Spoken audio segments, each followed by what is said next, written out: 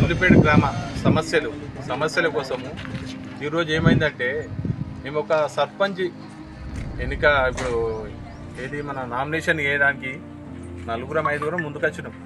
అందరినీ కూడా ఆఫ్ చేసి మాకున్న సమస్య ఏంటంటే ఫస్ట్ ఆఫ్ ఆల్ మాకు పిల్లలు రోడ్డు దాటాలన్న కష్టమే. బ్రిడ్జి లేదు మాకు. NH44 రోడ్డు, దానికి బ్రిడ్జి కావాలి మాకు.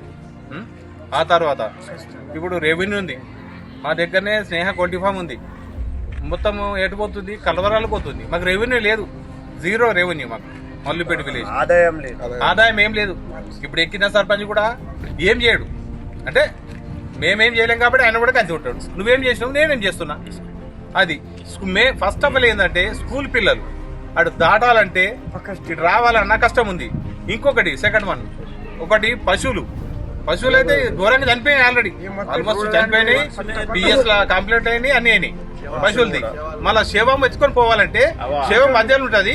అటు ముంగడ కొంతమంది ఉంటారు, వెనక కొంతమంది ఉంటారు. అందరు దాటాలంటే ఇప్పుడు ఏంది 4th వే ఉంది. నెక్స్ట్ తరం ఏమైతుంది, 6th వే అవుతుంది. ఇటు 3 అటు 3 అవుతాయి. అప్పుడు ఇంకెట్లా దాటాలి, పిల్లలు ఇట్లా దాటాలి. ఇప్పుడు ఒక ముసలి దాటాలి. అటు మరి కామారెడ్డి పోవాలన్నా కానీ, నిజామాబాద్ పోవాలన్నా, ఎటు పోవాలన్నా, నిజామాబాద్కి వచ్చిన క్యాండిడేట్ రావాలన్నా ఊళ్ళకు ఎట్లా వస్తారు? మా ఆవేదన ఇది. అందుకోసమే మేము ఈ నామినేషన్లను తిరస్కరించి గవర్నమెంట్ కు గౌరవంగా చెప్తున్నాం. సమస్యలు పరిష్కరించదాకా మేము ఈ నామినేషన్ వేయదలుచుకోలేదు. ప్రభుత్వం వెంటనే స్పందించి దిగి రావాలని గ్రామ ప్రజల తరఫున మనవి చేస్తున్నాం. గవర్నమెంట్